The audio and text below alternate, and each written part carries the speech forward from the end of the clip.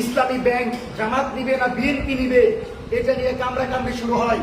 ইসলামী ব্যাংকের সামনে জল কামান নিয়ে পুলিশ অতর্কিত হামলা চালায়, কিন্তু প্রকাশ্যে চট্টগ্রামে ছাত্রলীগ মিছিল বের করে যারা দক্ষিণ এশিয়ার সর্ববৃহৎ জঙ্গি সংগঠন, যারা বাংলাদেশের আইনের মাধ্যমে সংসদের মাধ্যমে নিষিদ্ধ হয়েছে, আজকে তাদেরকে মিছিল করতে দেন আর বাংলাদেশের জনগণের উপর জল কামান নিক্ষেপ করেন, এটা কোনোভাবেই গ্রহণযোগ্য হতে পারে না।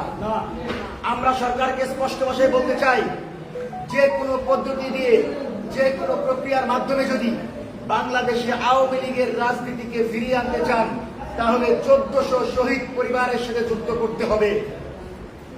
জুলাইয়ের প্রতিটি নেতা কর্মীকে অতিক্রম করে তাদের চ্যালেঞ্জ মোকাবেলা করে জনগণকে প্রতিহত করে আপনাকে সেই আওয়ামী এজেন্ডা বাস্তবায়ন করতে হবে।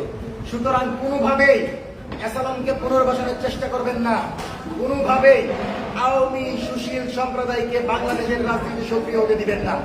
সুতরাং ইসলামী ব্যাংকের ঘটনায় যারা জড়িত এবং যে সকল প্রশাসনের কর্মকর্তারা অতি উৎসাহী হয়ে জনগণের উপর আঘাত করেছে, সুষ্ঠু তদন্তের মাধ্যমে তাদেরকে বিচারের মুখোমুখি করতে হবে এবং বাংলাদেশের যে কোনো প্রান্তে নাগরিক প্রতিবাদ, নাগরিক সমাবেশ এবং নাগরিকদের কথা বলার, মুক্তভাবে কথা বলার অধিকার বাস্তবায়ন করতে হবে।